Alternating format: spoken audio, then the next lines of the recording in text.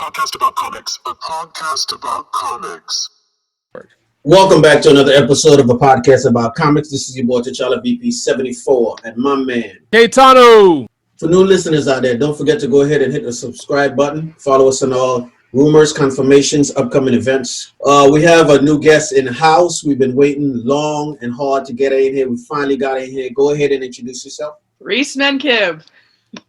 Welcome to the Panthers Lair. Welcome to this episode of A.P.A.C. Glad to have you. Glad to finally be here.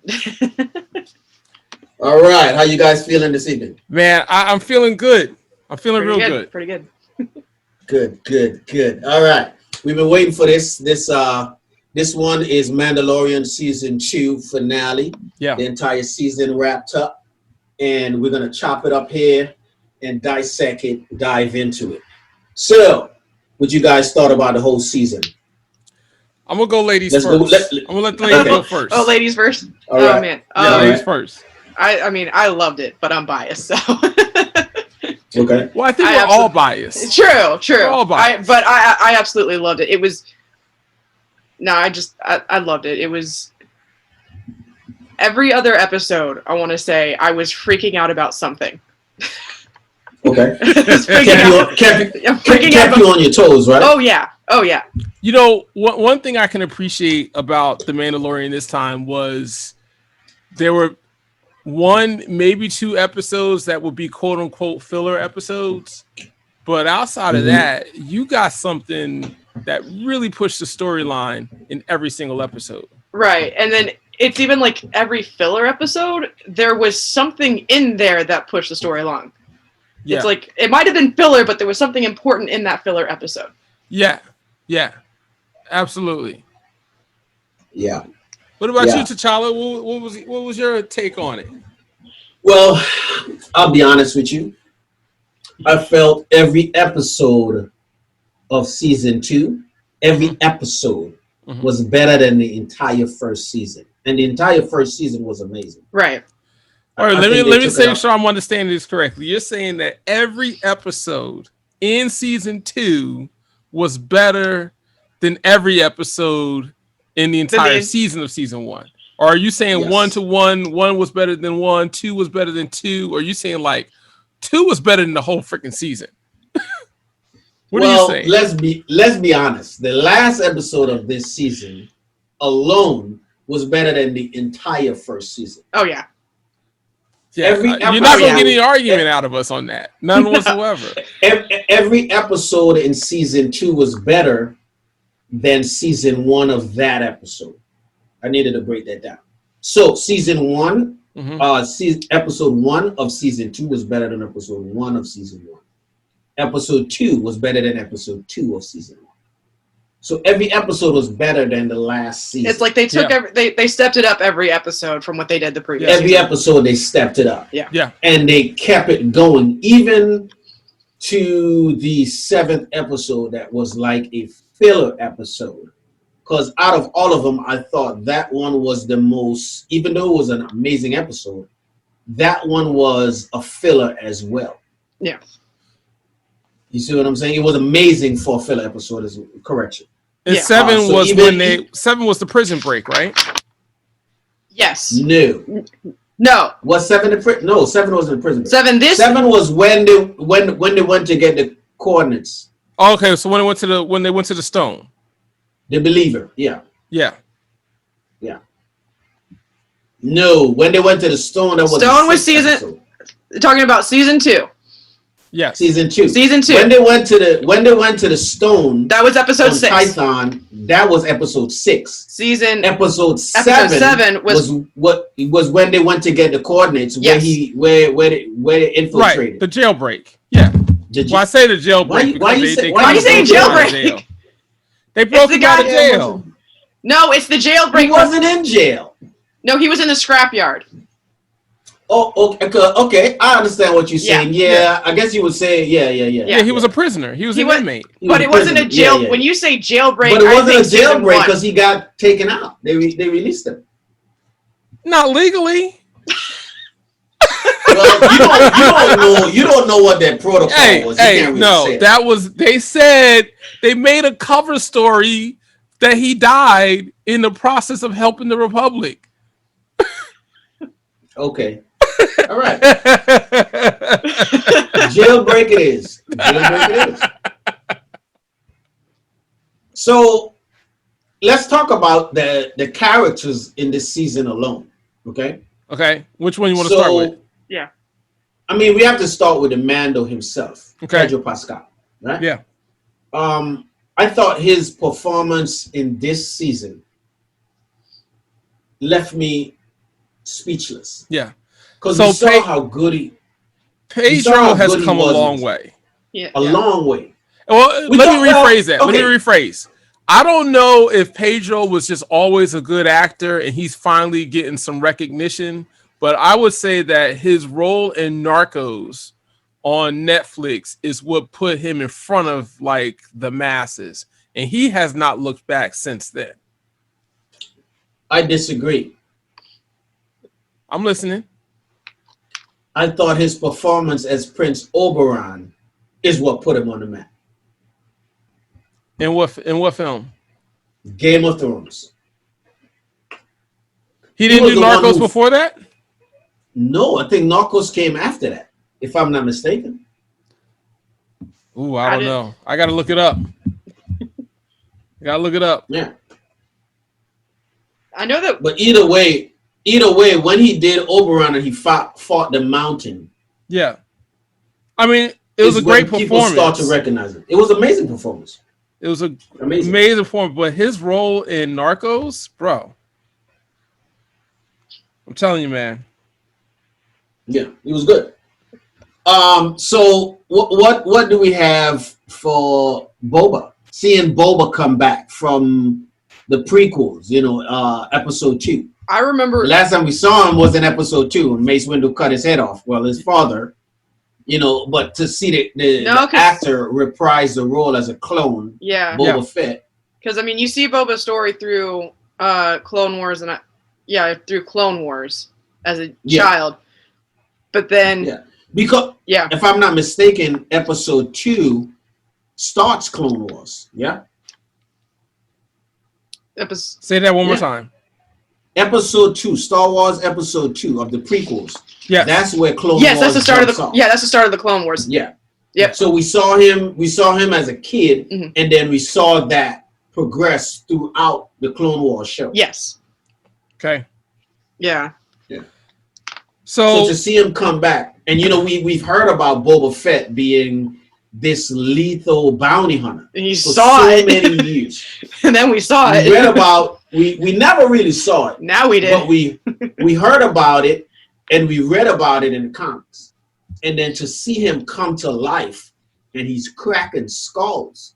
Just cracking. And I'm like, oh my goodness. Armor just splintering to pieces. That episode on Titan. That was amazing. Listen. Hey, bottom line is, if you are a Boba Fett fan, that was your episode. And if you needed to understand, because remember, we've heard, if you weren't not reading the comic books, you don't really know. You don't really know what Boba Fett is capable of, what type of person he is. You just know he's a bounty hunter. And to be honest, chasing after Han Solo wasn't really the best spot on his resume. So if you didn't understand about who Boba Fett was, this was the episode to explain to you this is who Boba Fett is. Oh, for sure. For sure. Mm-hmm. Well, we really got to see Boba Fett do what Boba Fett do. If he ain't cracking skulls, his gun work is just amazing. Yeah. Right. Yeah. Popping missiles out the knee. Yeah. You actually when Mandalorian start, when he says weapons are my religion, you actually see how Mandos deal with their weapons. Yeah. Yeah. And how sacred their weapons are to them. There's a line that the Forger says something about his jetpack has to kind of get used to him. Yeah. Before he could really use it the way, it's intended to be used. You could tell that Boba and that armor are one. Yeah. Yeah. Oh yeah, for sure. So because he's had that armor. Because he had that armor since his dad died. Right. Because as soon as he put it on in that episode, it's like he was cracking skulls before that. As soon as he put that armor on, it is a whole new level. When he showed up in the armor. Yeah. Right? Because remember we saw him look at the Razor Crest. Mm-hmm. That's it. And then we saw him again in the armor. And when he wears the armor and he starts to do what Boba Fett do, he looks actually more lethal than Din Djarin.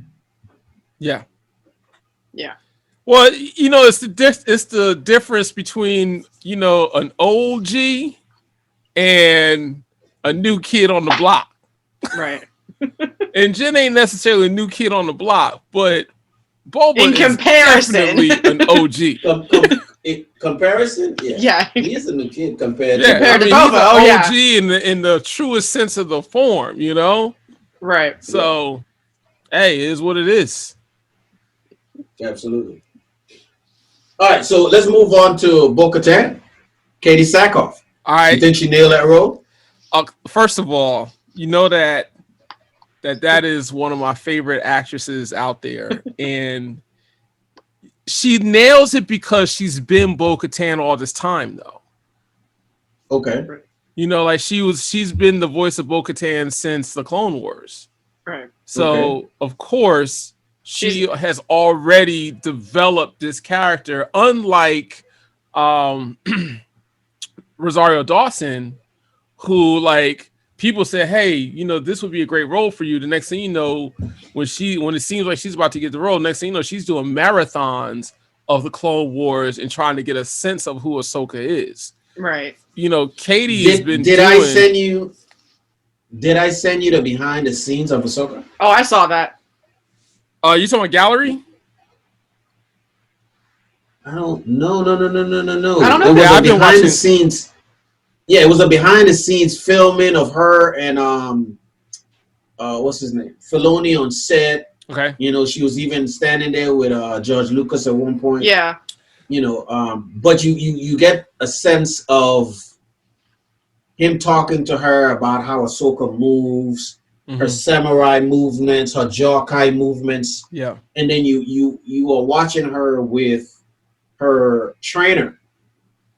And then me and you thought that it was her. She actually had a stunt double. Well, we said that is it possible? Yes, that she could have been doing herself because who she was fighting against was also a fight coordinator. So we thought that it's possible that Rosario could have been doing the moves herself just because of who her partner was. Yeah. Right. And she were. If you watch behind the scenes, she is doing stuff with her stunt double. Yeah. But there's certain times where the stunt double needs to do certain things that Rosario Dawson can't do. Right. Yeah. Or they don't want to risk that $1 million actress in that role. Right. So they get the stunt coordinator or the stunt actor and slide them in there. Yeah. Well, I mean, Pedro's got two guys. So there's a lot. Not everybody's a Tom Cruise. Yeah. Go ahead, Reese. You would say something. I was just saying, but the thing is with Pedro, other than when he actually took the helmet off, it's kind of like Darth Vader. It could have been anybody in that suit. Right. What they needed is Pedro's voiceover, and it needs to match what's happening on screen. So there could have been anybody in that suit. The difference is with Rosario, it's like whenever you get a close-up, you have to have Rosario Dawson there. Correct. So correct. Yeah. Now he spent more time in the suit this time around than he did last season. Yeah. Okay. Yeah, absolutely. Okay, let's move on to Cosca Reeves, Sasha Banks. Which actually Sasha Banks' real name is Mercedes Venato. Okay. The wrestler. The wrestler. Yeah. What did you think about her as a Mandalorian? Seeing her do her thing. I don't really. This is one of those particular parts where I don't know if it really pushes anything. I mean, did I enjoy watching her fight against Boba Fett? Yeah, but it didn't really do anything. I mean, I enjoyed the all-girl team up, but that's about it, right? Yeah. See, Marie's See? Yeah, listen, and I think it's because I had now I had an Endgame moment. I'm listening. When we saw them women get together in Endgame. Oh yes. Yeah, yes. and then that was the same kind of moment I had. The difference was only she. I mean, I don't know as much about her character, so it's like it wasn't so much her I was focusing on as it was Bo-Katan and Cara Dune. Yeah. And first of all, that fight sequence was bananas. When they jump off the bridge, and then Cara and what is It was Cara Dune, Bo-Katan, Fennec. Right. Yeah. And so Bo-Katan and her partner jump off the bridge. The other two turn around and deal with the stormtroopers. And then when another set comes in, they're like, put your weapons away. Yeah. And they come up. Yeah, no, that was amazing. Yeah. They made me more excited than the women in Endgame. Yeah, because all right, so in Endgame, go ahead. Endgame had a larger cast of female actors.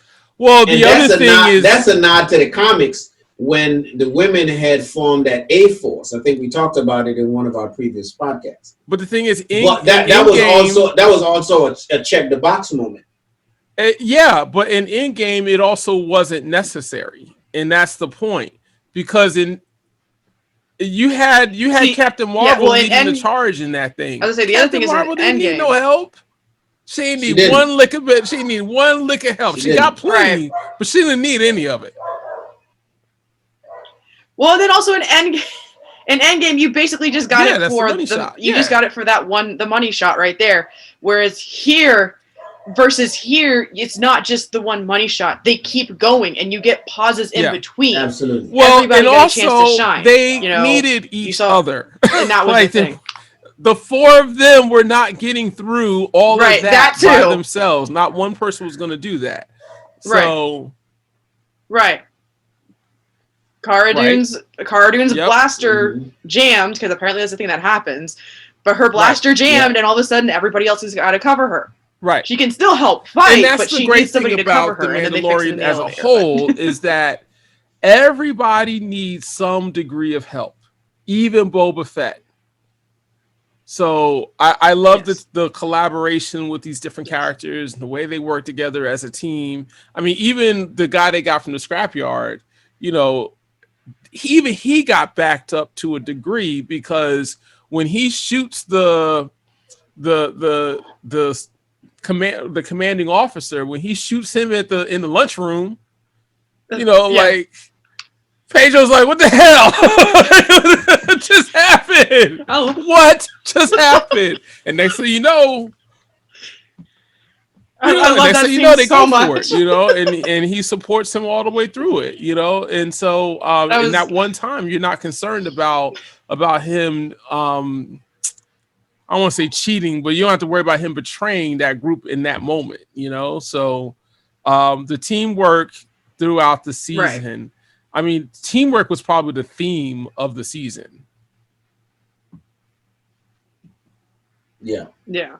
Collaboration, teamwork, whatever you want to call it. Yeah. We saw it this season. Yeah. Do you think we're gonna see Cara Dune again? We will see Cara Dune again. Whether we see her in The Mandalorian again is the real question.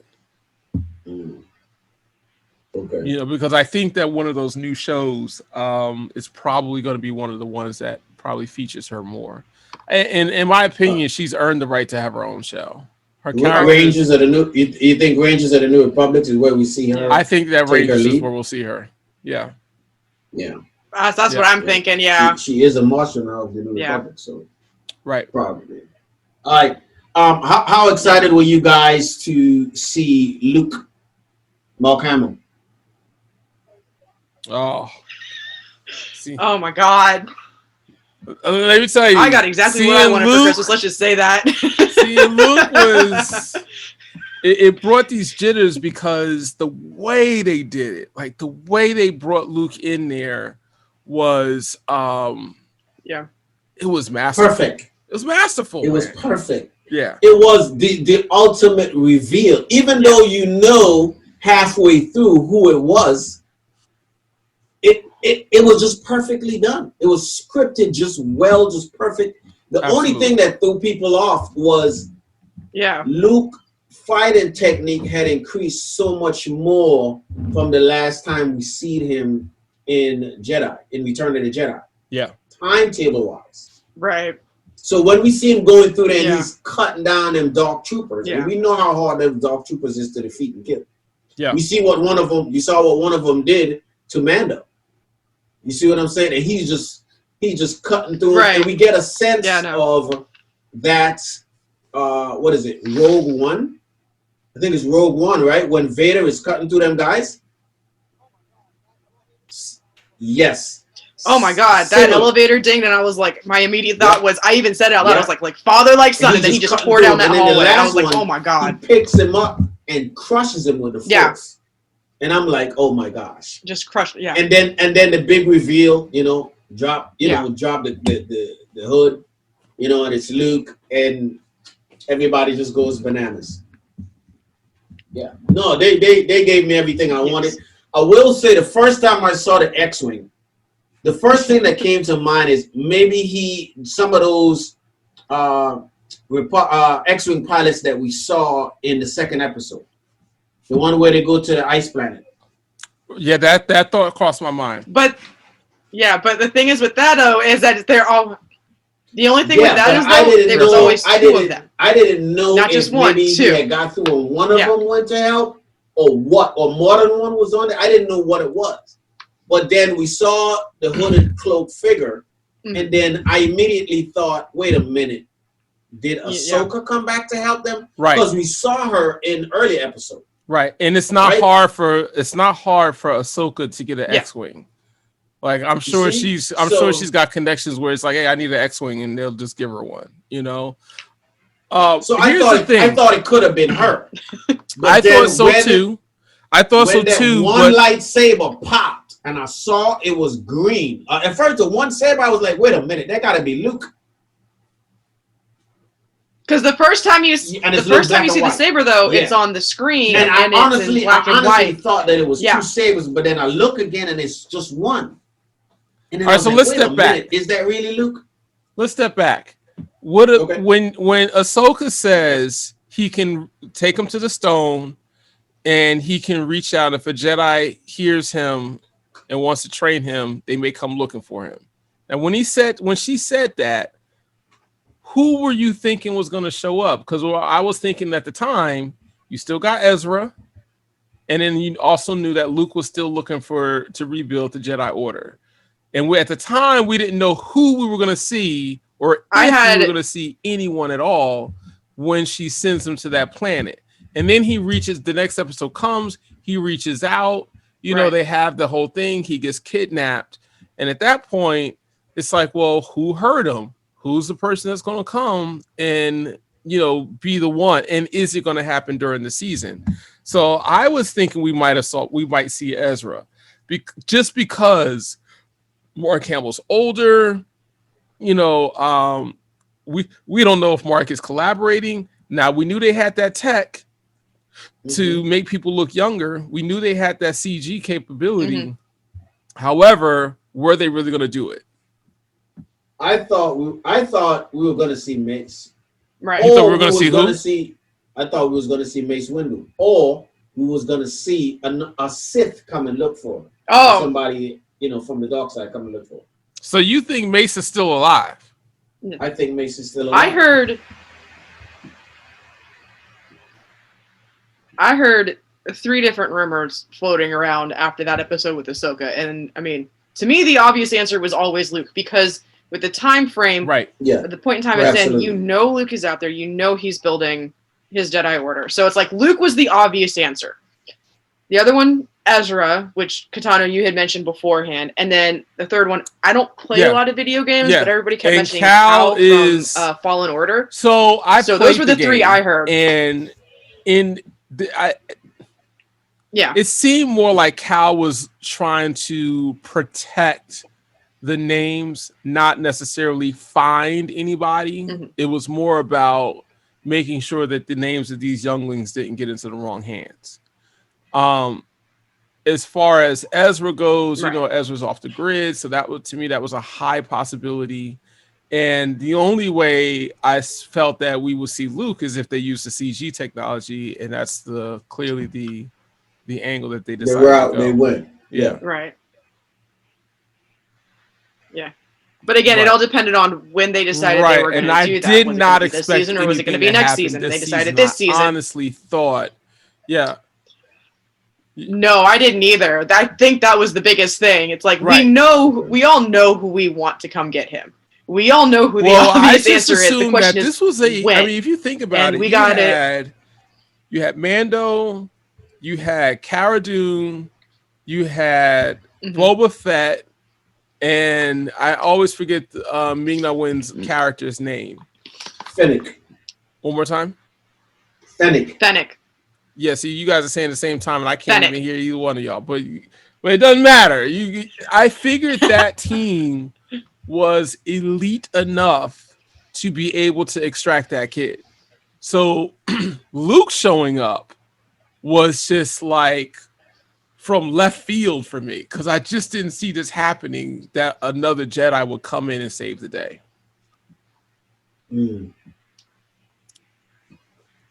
So okay. Now you guys have heard me. You both have heard me outside of this podcast feel how I feel about the way Luke fought on his way to going to get Grogu, and I have yet to hear an argument that actually backs up what we saw.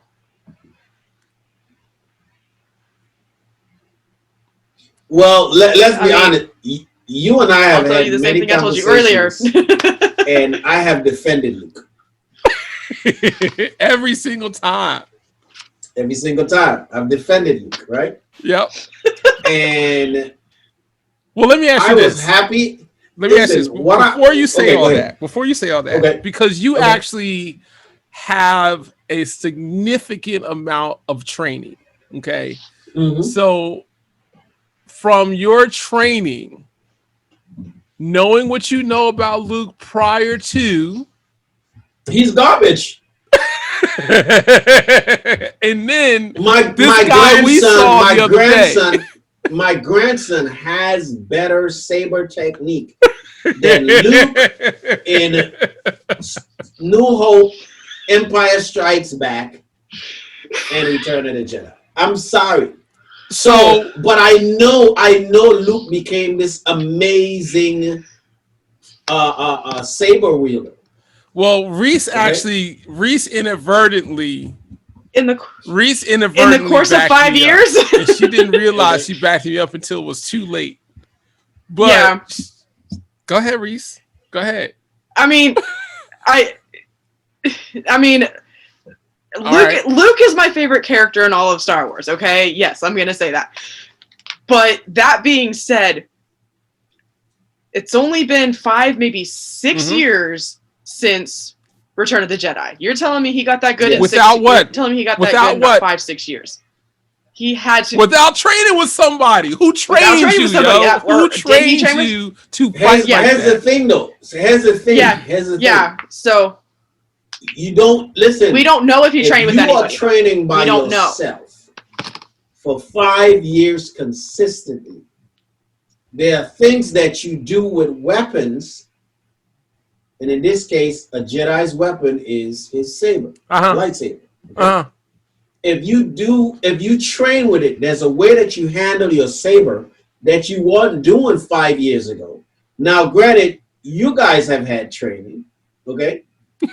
How long into your training did you have your first performance, Ryys? Within a year, right? God, for me, it was the same thing. And within a year, it hadn't even. Within that 1 year, you actually moved better than Luke moved in those 3 movies.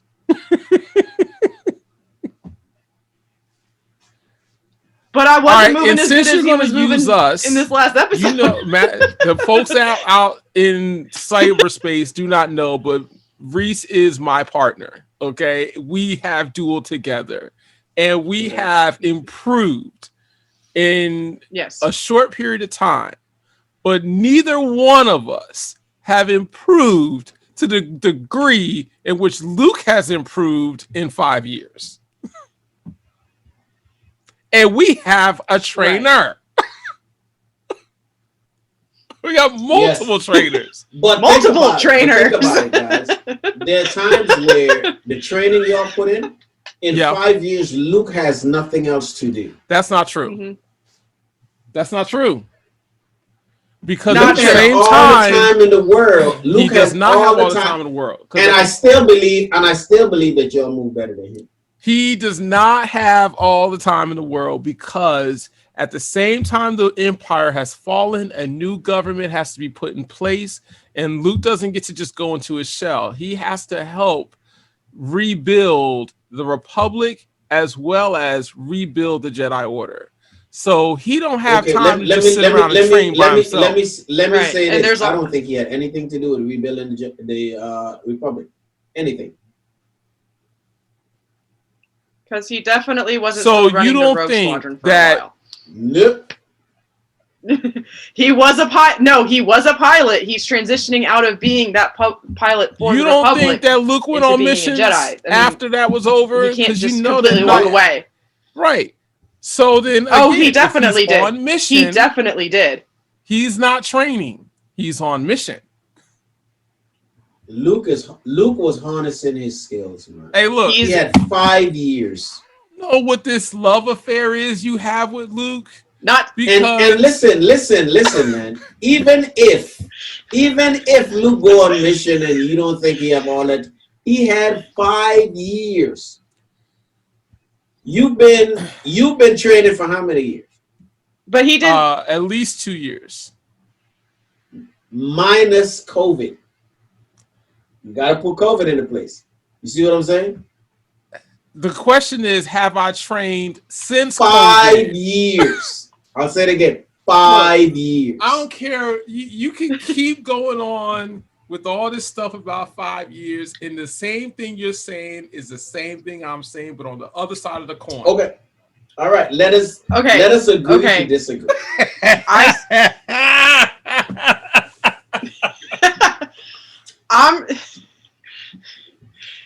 Okay, let me say this. I've been training for, since 2016, minus the year of COVID, yes. So that's what? Mm-hmm. 3 years? 3 years. I'm still not at that level. And I know you want to say that he's had nothing but time, but hang on. Yeah. But yes, he's going to train as much as he can, but he's also the only known Jedi that the Republic knows about. And they used to rely on Jedis for a lot of diplomatic missions as well. So Leia's calling him every 5 seconds, like, I need your help. Yes, he is involved. Why he is involved. He was a pilot, so he's does not want to say that what we saw was not Luke Skywalker. We saw what Luke Skywalker was supposed to be.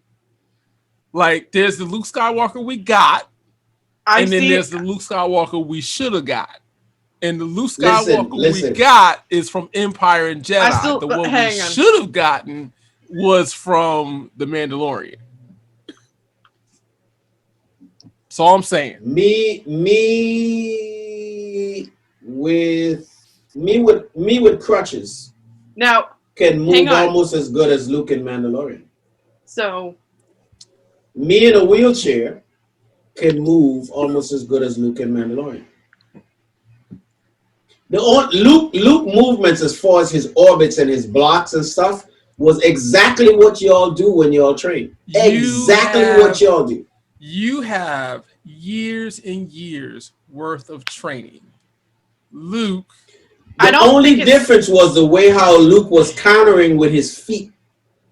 His ins and outs and his counter ukes and pivotal rotations. Well, I'll say this again. It's not Okay. Hang on. Technical style. It's the whole thing. It's the attitude. It's the way he's wielding his force powers. It's the way he's swinging his saber. When you look at all those things together, I see Anakin, not Luke Skywalker. Okay. Well, here's the thing. Say one of these missions, he does find another Force user, because we know he's looking for other Force users. He's looking to build his school. So who's to say he didn't find somebody else who he can train with that we just haven't seen yet? And he's trained with this person, and his style has gotten a little more aggressive, more Anakin-like than what it used to be. Keep on searching. I'm not searching. I mean, and who's to say this is going to be the last time we're going to see him? I definitely think we're going to see him again. In The Mandalorian. In The Mandalorian. Oh yeah. Same. I think we're gonna Mandalorian. I mean, we have so many series coming out. We're gonna see him in different aspects and in different shows, maybe a movie or two. I think we'll see him in different things. Whether or not we see him in The Mandalorian again, I would not be shocked if we never saw him again in The Mandalorian. I think we'll see him again in Mando, maybe one more time. I'm not gonna put a wager on it.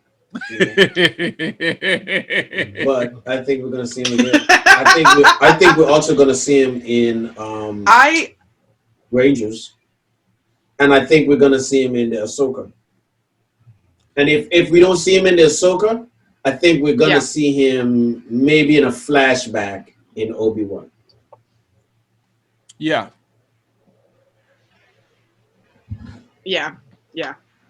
I would be surprised if they didn't put him in Rogue Squadron at some since degree. You guys are coming up because with all he your founded theories, that maybe Anakin's ghost taught him how to fight. Maybe that's what it was. Maybe his ghost said, no child of mine is going to come out here swinging a saber like a doggone spoiled child. Yeah, maybe that's what happened. I don't know. Let's jump on I was talking Giancarlo Esposito as Moff Gideon. Yes. Overall, his performance, and do we see him again? Yeah. Yeah, we definitely see him again. Oh yeah. We definitely see him. Hey, look, we're gonna see him again. That yeah. Performance was phenomenal. I mean, he's a great actor, and we've been. Reese, this is gonna show our age. We've been seeing him since school days. Mm-hmm. She don't even know what school days is, bro. How old were we when school? I mean, I had to be 13, maybe. Were we that? Oh, yeah. I thought it was more like 11 or 12 when that first came out. Well, I was already at the very least in middle school. In middle school, at the very least in middle school. But I might have been a freshman in high school when it came out. So no, man, that came out before high school, man. So there you go. Because I remember seeing stuff like Nightmare on Elm Street and stuff like that in high school. Like School Days came out before that. No, Nightmare on Elm Street came. Well, I wasn't in high school when Nightmare on Elm Street came out. I was still in grade school at that time when Nightmare came out. But bottom line is, you're absolutely right. I think Nightmare on Elm Street 2 or 3, I might have been in high school. All I know is that the man has come a long way from that. We've seen him as the cocky kid all the way up to a villainous old man. And this ain't the first time he's played a villain either. So, because even in Breaking Bad, he was the bomb in that too. Okay, so, can we fan cast for a minute? Can we what? Can we fan cast for a minute? All right, I'm listening. Who would you put him to? I know who I would. Who would you put him as? Who would you cast him as in the Marvel Cinematic Universe? Oh, ladies first. No idea. Let me know when you guys are ready for me to go. All right. Okay. So who would we cast him as? Is he too young to be Reed Richards? No. Is he too old to be Reed Richards? Yes. Say he's too old to be Reed Richards. So you want to cast him as someone that's older. Yeah, but I wouldn't cast him as Reed. I would cast somebody else as Reed. Okay. I have no Reese, idea. You don't have anybody. All right, I would cast him. I would cast him as a nemesis to Reed. I mean, Victor Von Doom is who I would you cast want him to play Victor? Dr. Doom himself. Yes.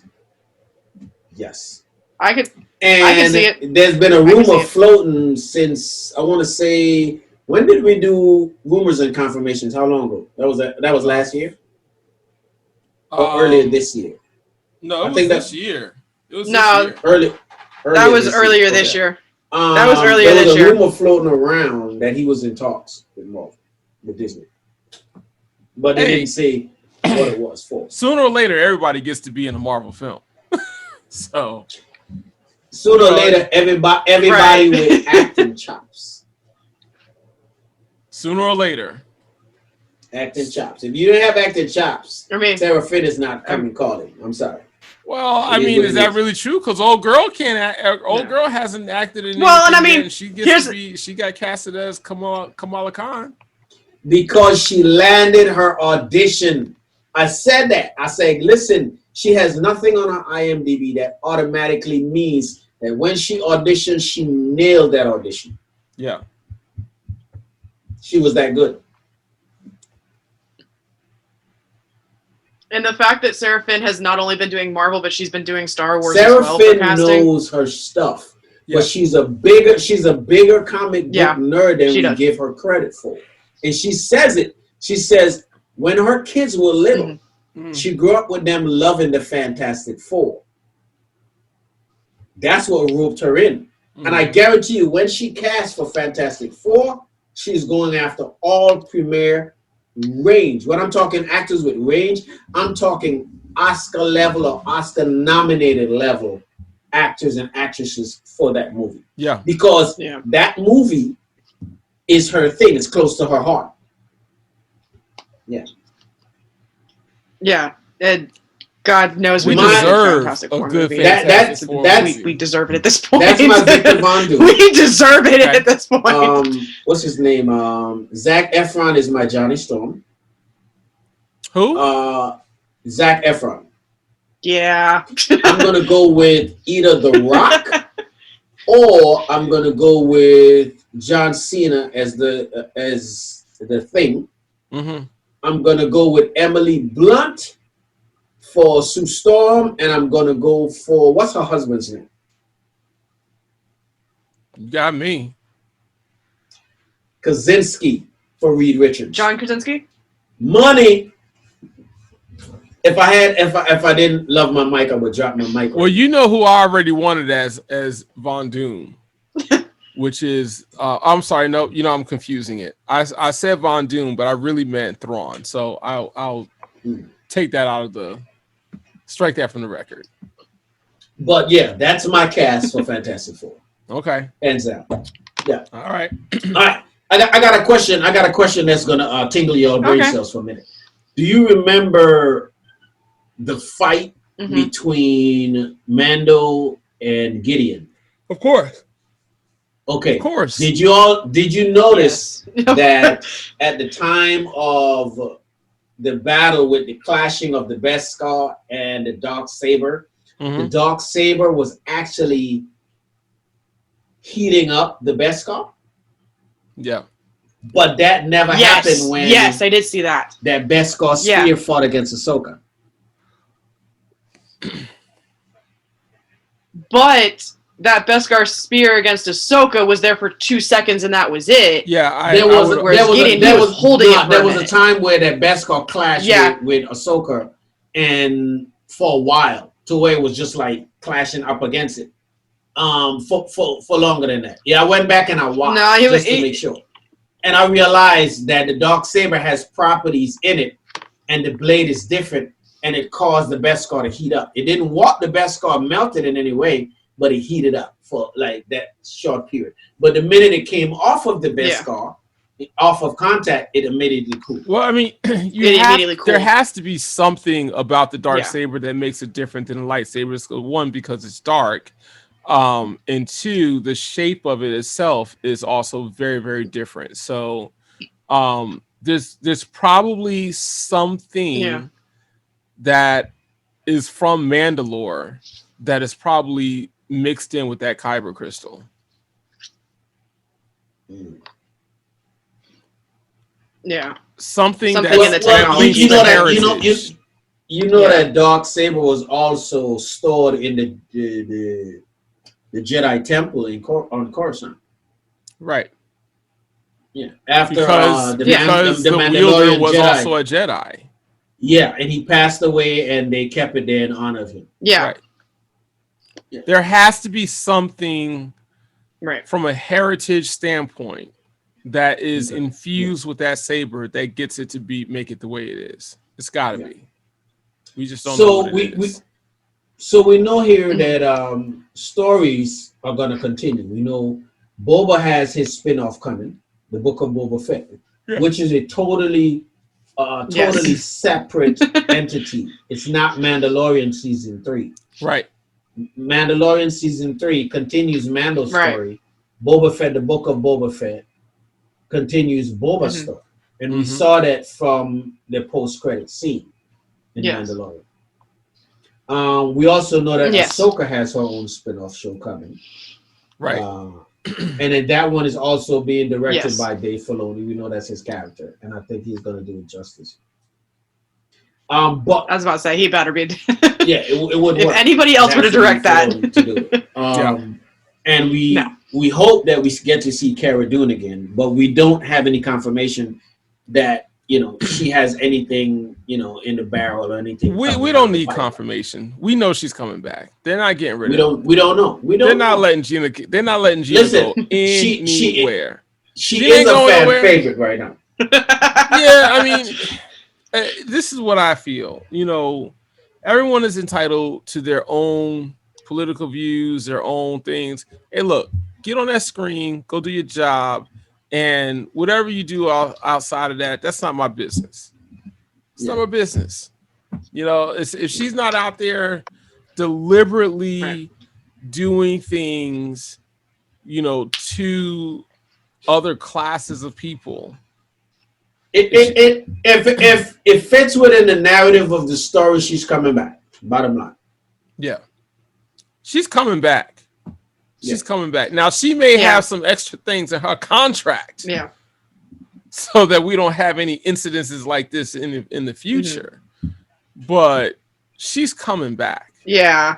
Yeah. Okay, so let's move on. Now Din Djarin, aka Mando, has the dark saber. Now he is the ruler of Mandalore. Yeah.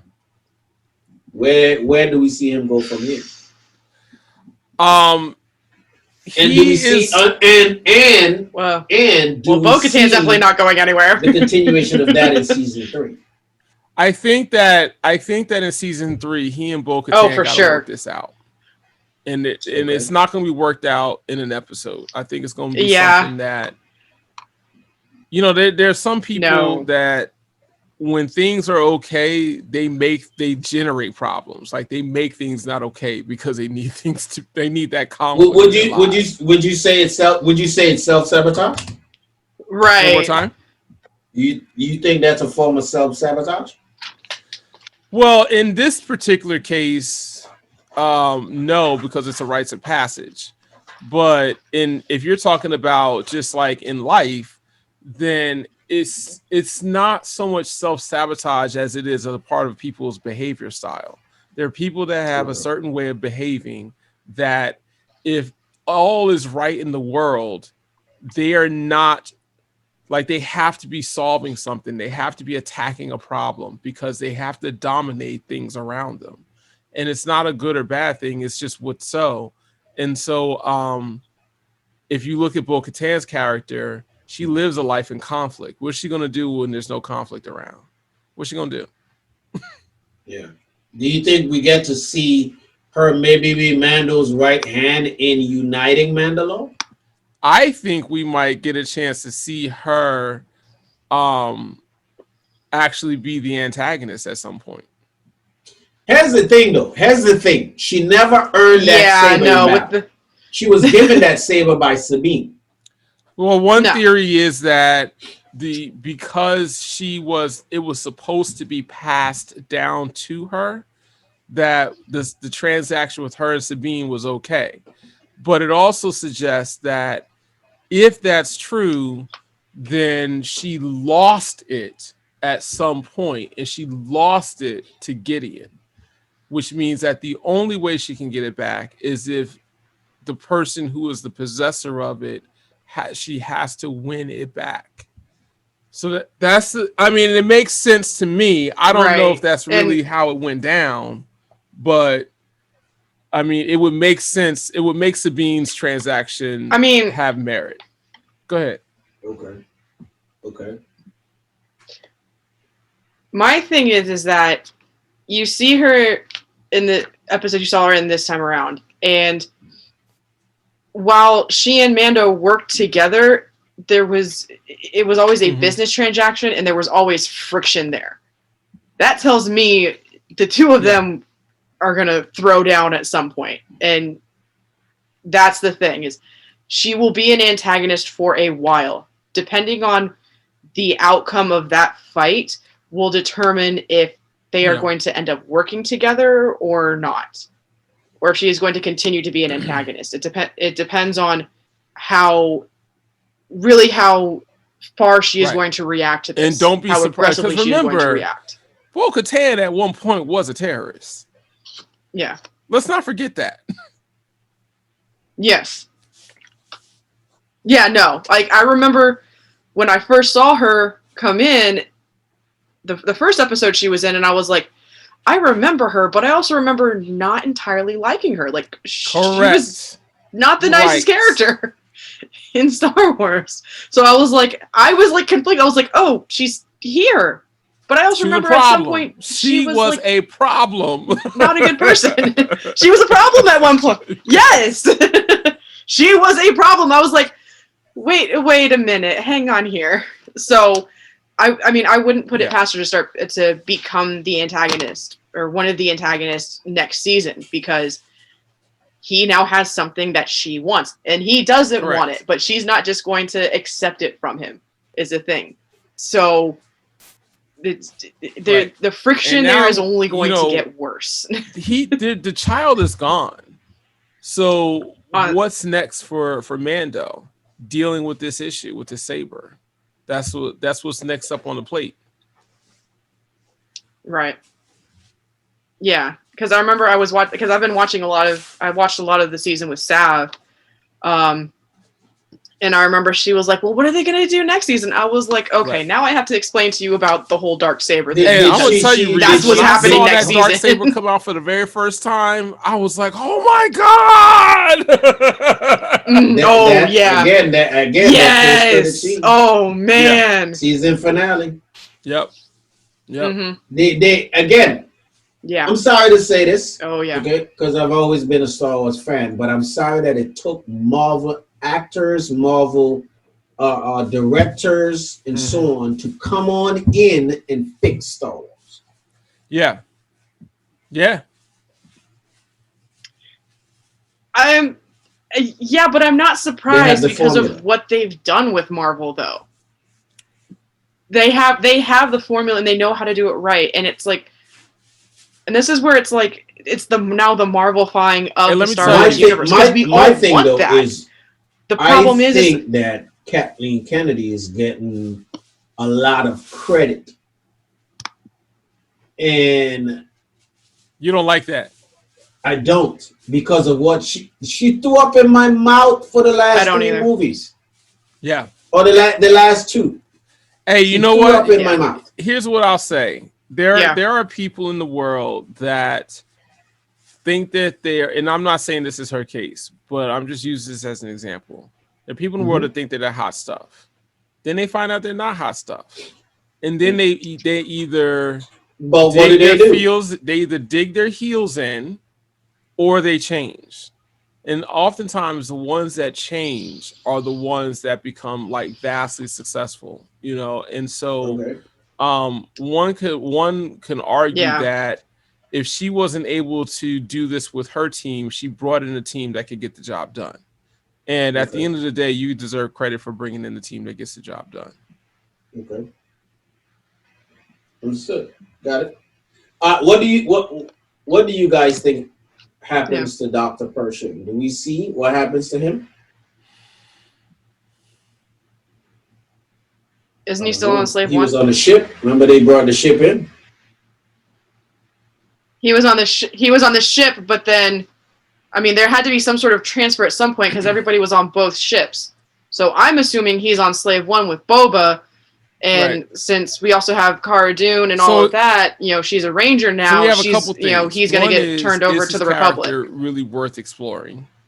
2, is he going to actually be locked up? Like, did Cara Dune take him into custody afterwards they decide to start the mission?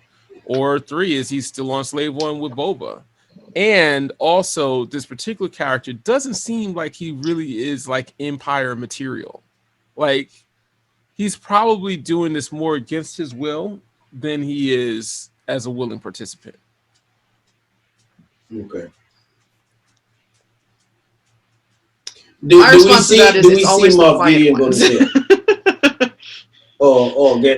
or get handed over in custody? Do we see any more of Moff Gideon? No, we definitely see Moff Gideon again, and I think that I don't think custody now. So we're definitely either see him in custody or we see him get broken out. You know, I don't think we might see him again. If we do, it's going to be for like a short minute. But let's just say we see him again. It's not going to be for much. And there's always another big bad. I'll tell you why we got to see him again. Because right now the Empire is running a protocol of you either get home or you die. Okay. And someone is either going to be the one to put the gun in your back or you're going to do it yourself. He failed to do it himself, but he has that level of commitment. So that also tells me that somebody above him also has that same level of commitment. So Moff Gideon knows way too much about the inside operations. So he is either going to be rescued or he is going to be killed. But we're not done seeing Moff Gideon. No, we're not. And that's the other thing is, like, if he is smart enough to know that Mando brought Bo-Katan with him to his ship to go down and then play Mando so that he gets the saber instead of Bo-Katan, right? You know he has a plan. This is not the last time we're going to see him. Got things going on that you're not even aware of. So, I mean, he's not Thanos level thinking, but he's not an amateur either. Okay. Right. And as far as the Doctor, here's my thing with the Doctor is we still have an unresolved problem with the Doctor as far as the cloning. Like, what exactly is going on there? Right. Why did they need Grogu? We know that they're cloning. Right. So we have no idea what it was being used for. Yeah. So that is another major thing. So you got the whole issue with the Darksaber, and you got to find out what was done with the samples from Grogu's body. Right. Right. So that's what neither one of them are gone. Do you guys think neither one of them are gone? We're going to see them both again. What they use for Snoke? Oh my God, yo! You do better. Just saying that was used for Palpatine, but I don't think. Oh my God, are we really talking about this, yo? Are we really applying logic to this? Hey, unless they reboot the last set of movies. This stuff, it exists in this. And that's the thing. And here's my thing is they're not going to reboot it anytime soon because Disney just built 2 lands in their theme parks that have characters from the new movies running around. So those movies are not going anywhere, guys. So they have I'm going to say that the samples they have to bridge the gap. probably used to help mass produce the clones of the Emperor. So which would make it more sinister, because that would mean that when the technology for the clones came up and they did what they did to have their clone army, he probably was thinking further ahead, like, I could use this to live forever.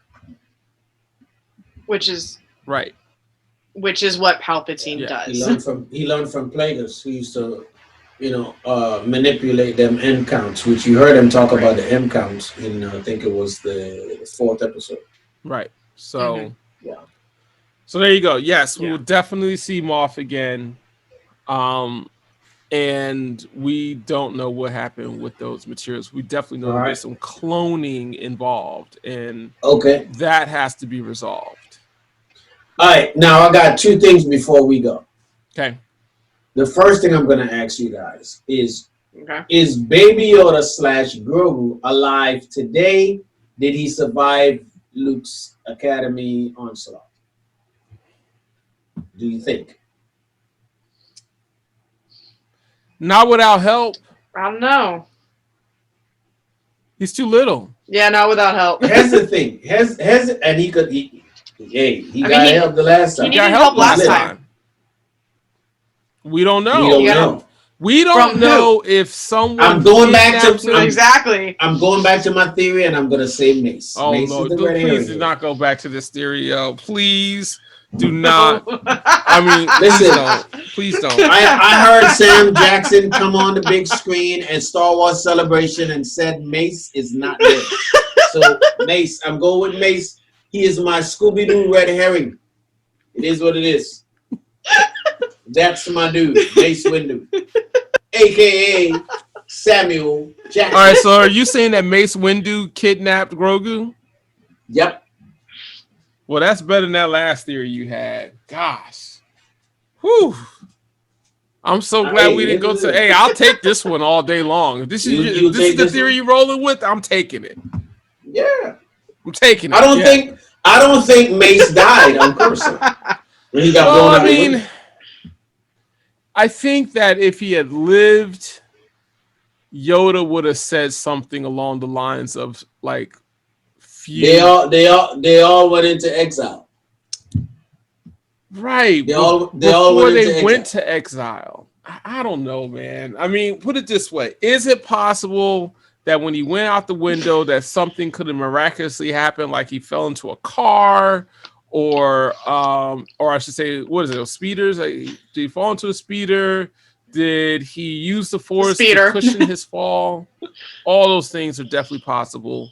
We don't know. So, it's possible. It's possible. But if that's what it takes to get me a Mace Windu show,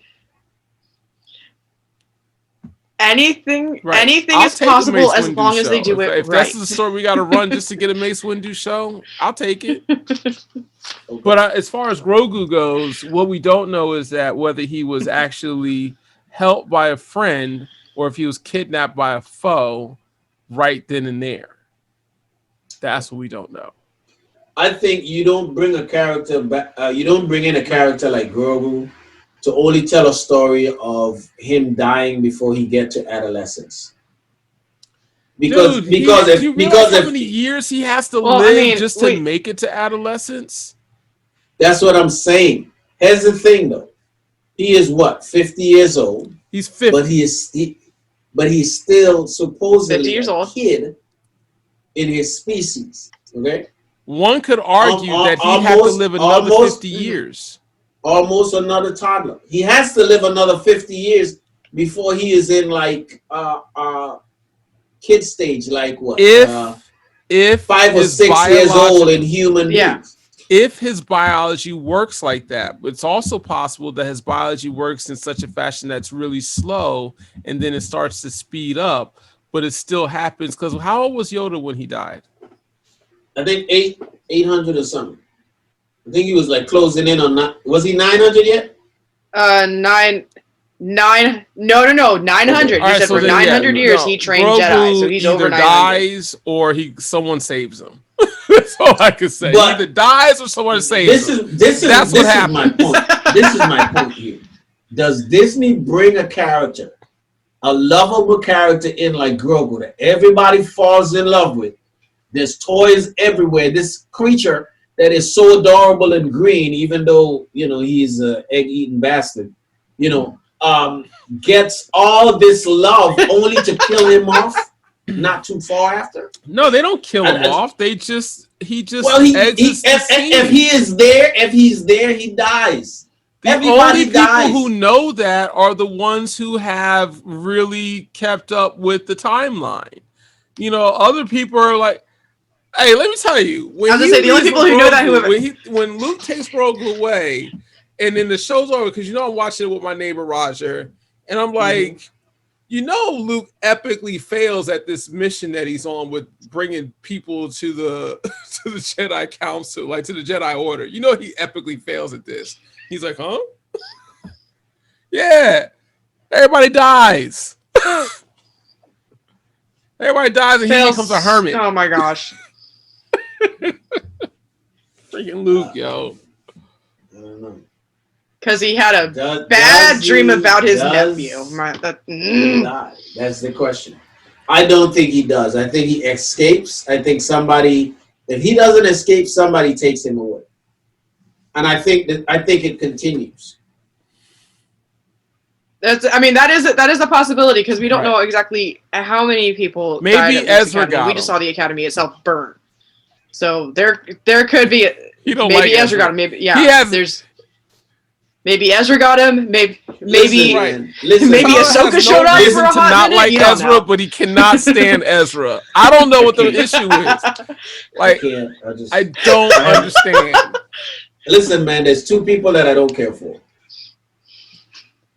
Ezra, and now Baby Yoda. Now he don't like Grogu either. I do not like Grogu anymore. Which means it's perfect for the eggs. He sat. Which means it's perfect for the two of them. This lady talks about the ending of her race, her species, with her little eggs. Right. And you get the sense like, man, I was eating this lady eggs. I'm sorry, I shouldn't have done that. No, then he watches her go through the sob story, and then he eats more, and then he turns around and scoffs another one of them down. He even hid one of them. Okay, I will. Yeah, that last one that he scoffed down. That bothered me so much in that episode. Shout out! Listen, shout out to. I'm not gonna lie. That bothered me so much. I'm Randy right with Jameson. Randy was the one who was on that not liking Baby Yoda tip, and I was like, man, Randy might be a little bit harsh, but then after seeing what he did, Randy, I'm on your team. Shout out to Randy Jameson. I'm on the dislike. I'm on the dislike. You know what bothered? When I started hearing the reports about people being upset with this whole Baby Yoda eating the eggs, I was like, man, is it that serious? Like, I eat eggs all the time. Like, yes, I eat eggs. This was a different situation. Yeah, but you're not sitting next to the chicken. That's the last chicken on Earth, and eating the chicken's eggs in front of them. Her plead her case about her last of her species. I want to believe and how important it is for her and her husband. Listen, man. Listen, it made me feel a way. So then when I watch him scoff this egg down, dude, he Rocky Balboa them eggs. Remember no, Rocky I have break to them agree eggs with you on and drink that. them? Yeah. I don't have no love for that green little bastard, man. I don't. You know what bothered me even more is that after all of that, Mando still asked her to babysit Baby Yoda. Really? Like it bothered me so much. I was like, I remember watching it. And I was like, oh, please don't tell me he has an organ. Are you kidding me? On this, why? Fire for Baby Yoda bandwagon with me. I need for you to be on this bandwagon with me. I can't. I can't completely because I do have the crocheted one over here with me right now. And I'm not gonna lie, I may or may not have used my target may or may not this morning to buy one. May or may not. Shame.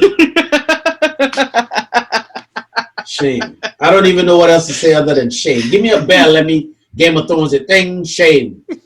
Thing, shame. Thing, shame. All right. Predictions. We're going to wrap it up with predictions for season 3. Okay. What y'all think predictions? Well, I feel like I've already said mine, which is we got to deal with the Darksaber, and we also have to deal with the cloning issue. So the question is, in the process of dealing with that, do we get a hint of Thrawn, or will it be like Ahsoka? I think Thrawn's going to be Ahsoka, and that's a fair assessment. Because I think Thrawn's going to be Ahsoka because she's the one who mentioned him in the episode. She's looking for him. B, Gideon is still there. He's still alive. And we know that he's got some sort of plan. We know that he's plotting something. I mean, he's a good strategist.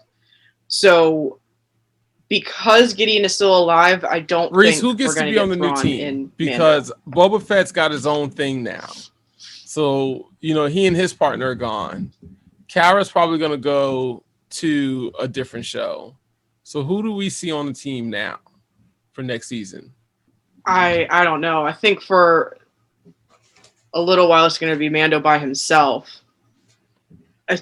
I want to say Cara Dune's going to come back for a little while.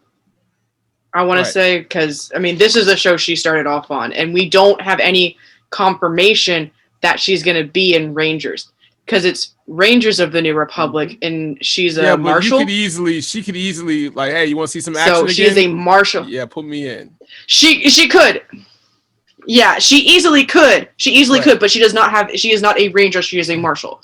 So until she gets that title of ranger, she's going to continue to be a marshal until they find out that she the doggone did something she wasn't supposed to do. They might never find it out. They may never. But Rangers is along the same timeline as Mando, and so is Ahsoka. Yeah, I think that's where she goes. To be honest. Yeah. Right. Yeah. So, but I think what has to happen is she has to get that title in Mando first, and then she's going to transition over. Okay. For me, I want to say I think we're going to see Mando deal with how he's going to handle ruling Mandalore, because one way or another he has to face that. I think we're going to see Bo-Katan. I think we're going to see Bo-Katan. I think we're going to see Casca Reeves again, because they are Mandalorians that are running around right now, active on missions with him. Yeah, and I think we see that continue. What about do we see Mandalore? I think we do. I think we see Mandalore for the first time next season. Yeah. And I don't think we're going to see it in Boba. I think we're going to see it in Mandalorian season 3. But I do believe one way or another, him and Boba come in contact again. I don't think this is it for him and Boba team up. I think we're going to get to see them team up. Especially with the way that Bo-Katan treated Boba in this final episode. Yeah. Like that issue has to be addressed again as well. Yeah. I love, one of the things I loved about this season was watching Casca and Boba fight. Even though it was a short fight, seeing her rope some of her wrestling moves in and using her jetpacks. Oh my goodness. The jetpack was a hot move with that arm tumble. Oh my goodness. It was epic. It was epic. Mm-hmm. But I think we're gonna see the Mando like use their weapons like we have read about them doing. I think they're going to take it to a whole nother level. But yes, it's season 3. Yeah, and who's this? Absolutely. Yeah, right. And who's to say there's not going to be newer characters coming in? Because clearly there's other Mandalorians out there. Because remember, Boba was trying to get equipment together to take back Mandalore. So she's got other people she's working with. So there could be whole new characters that are going to come in that we don't even know about yet. Okay. That's it. Yeah. Anybody got anything before we head out? No, man, I had a good time, man. This is our first time doing it over Zoom. Same. So I'm looking forward to seeing how this goes. Yeah. And, absolutely. Yeah. Rhys, we would love to have you back in the Panther again. Yeah. We definitely got to have you in here for. Thank you for being a great guest. Yeah. When we do the Falcon and Winter Soldier episode. I kind of merged the two of them together. Day one, the first episode. The Falcon and Winter Soldier episode, we're going to have you back because, you are a resident Bucky. Yeah. So we got to have you back for that. Absolutely. It's been a pleasure, guys. Hey, are we going to throw in a plug for WW84? No, I think that's a review for another episode. Okay. I think we definitely need to get in here and do a review on WWE. All right. So listeners, stay tuned because that's the next one we're going to be dropping here with you soon. All right, cool. All right. But in the meantime, we're out. This is your man, Tchallabpp74, and my man, Keitanooo. And our featured guest, Ryys Menkib. Thank you so much. You guys have a great evening. Bye-bye. Bye-bye. A.P.A.C.